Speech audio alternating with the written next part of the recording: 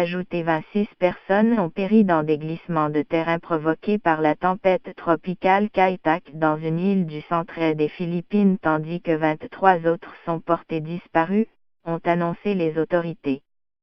Ces décès survenus dans l'île de Biliran ont été annoncés au lendemain du passage de la tempête sur l'archipel.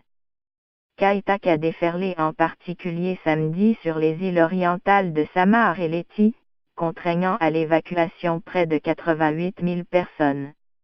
Il y a un total de 26 personnes tuées dans des glissements de terrain dans 4 villes de l'île de Biliran, a déclaré à l'AFP Sofronio da Silo, responsable provincial du service de gestion des catastrophes.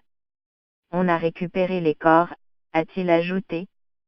Gerardo Espina, le gouverneur de Biliran, île toute proche de Leyte, a confirmé le bilan des morts sur la télévision ABS-CBN, ajoutant que 23 personnes étaient portées disparues. Les autorités avaient fait état samedi de 3 morts mais on ignorait s'ils étaient inclus dans le nouveau bilan. Dimanche, Kai-Tak avait perdu de sa puissance pour devenir une dépression tropicale mais les autorités ont mis en garde contre la possibilité d'inondations et de glissements de terrain. D'après l'Agence nationale de gestion des catastrophes, des lignes électriques ont été arrachées dans 39 localités sur Leyte et Samar. Des ponts et des routes ont été endommagés. Environ 15 000 passagers étaient bloqués car les services de liaison par ferry étaient toujours suspendus dans une partie de la région. En cette période de Noël, de nombreux habitants de l'archipel en grande majorité catholiques voyagent pour rentrer dans leur famille. Les îles de Samar et de Leyte avaient le plus souffert en 2013 du passage du super typhon Haiyan, qui avait fait plus de 7 350 morts ou disparus.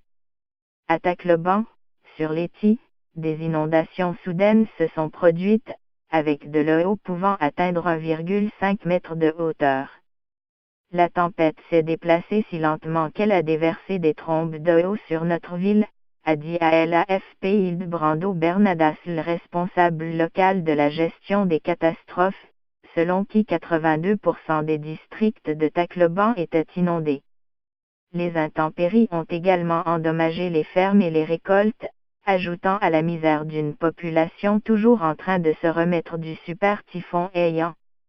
Nous étions traumatisés par Haiyan qui avait détruit nos cocotiers. On a planté de la salade et des aubergines mais la nouvelle tempête les a aussi emportés. C'est un désastre, a déclaré à l'AFP Remedios Serrato, un paysan de 78 ans de l'île de Leyte. L'archipel philippin est frappé chaque année par une vingtaine de typhons.